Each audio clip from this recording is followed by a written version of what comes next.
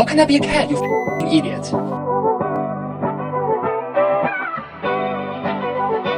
Two months ago, I started to learn deep learning. And for these 2 months, I was always learning the mathematical backgrounds and the basic concepts, but never got on practice. So, here it comes, my first deep learning project. I decided to record this video as my first because it's like a milestone for me. Lu Xun once said, "Practice makes perfect," and I believe that will enhance my understanding on the materials when I finish this project. I decided to make a dog-cat classifier. Basically, when I put an image of a dog or cat into the model, it will be able to recognize whether the creature on the picture is a dog or cat. So, the first thing I do is, of course, making the outline. The project will have 2 parts, the data part and the model part. To be honest, I have no idea how to fit the images into the model. It's my first try, but like Lu Xun said, everything has its first time. So, don't panic. For the model part, I decided to hard-code all the equations that we are going to use instead of using TensorFlow. Oh, TensorFlow, my beloved friend. TensorFlow has a lot of built-in functions that I can use, which can shorten my code. So, why am I troubling myself? Well, a wise guy in Chinese history said, "High buildings rise from the ground, start from the scratch." So we are going to build our neural network from the ground today. That also means we are going to write a lot of equations. Ready? Let's smash the keyboard. The first part of equations we are going to code is our sigmoid function, sigmoid backward, and value, and east backward. Then we need to initialize our parameters. What? You don't know what parameters are? It's just... Look, I'll explain it in later videos if you're interested in the mathematical concepts that are included in this video. But for now, go back watching this. Then we code the linear activation forward function. It calculates everything we need in the forward propagation. Then we use it to compute the cost. Then backward propagation. And then we update our parameters. That is for one trial. To train our neural networks, we need to do all the things above for tens of thousands of times. Okay, that's enough coding for the equations.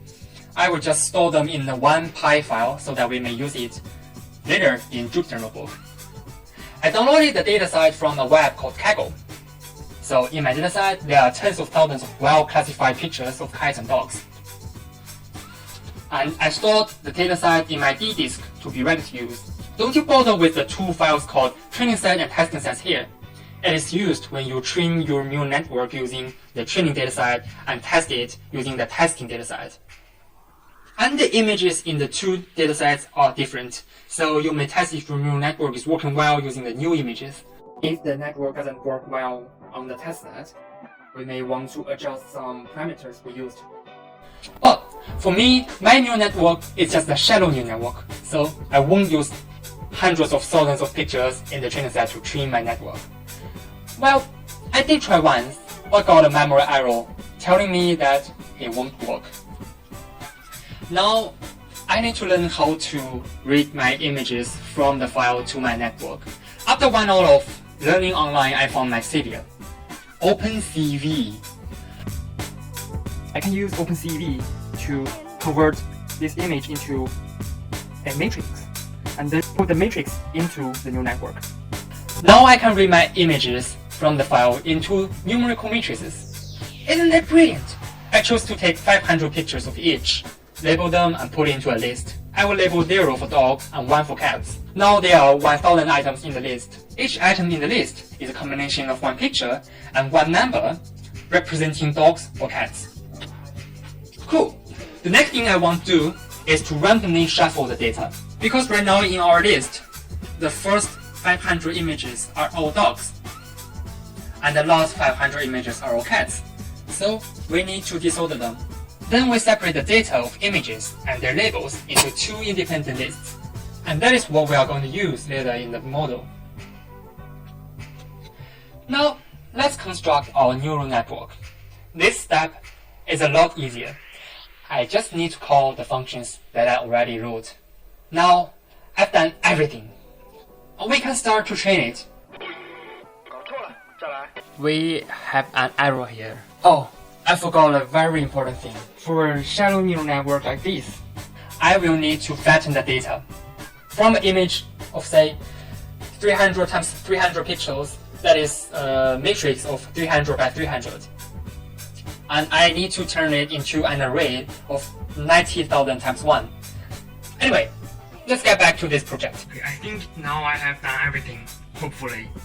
And let us try it again. Oh, it's training. Oh my god, we got it working. What we want to do now is wait until it trains itself like 10,000 times. And hopefully we will have our classifier working at that time. I have speed up the process. The actual process was way slower. It took me like 1.5 hours to train to get it done. Great, now the neural network has been trained and we can see here the learning process. The cost of the total network is eventually going down, so it's good. Now let's try with some pictures. Okay, yep, that is a dog. Great. So basically, if it predicts a red thing, the accuracy will be 1, otherwise it will be 0. And if it is correct, I will print out that you are correct. And we can see here the total accuracy is like 57%. It's around 60. It means like it got half of its choices right, which is pretty dumb. I mean, well, okay, it is not good, but the accuracy is not the whole point of today's work. But I could do some other things, use some other methods to increase the accuracy, but today the point is we got it working. And that is fantastic. So that is for today. Write me a comment if you have anything to say to me. And hopefully I will see you next time.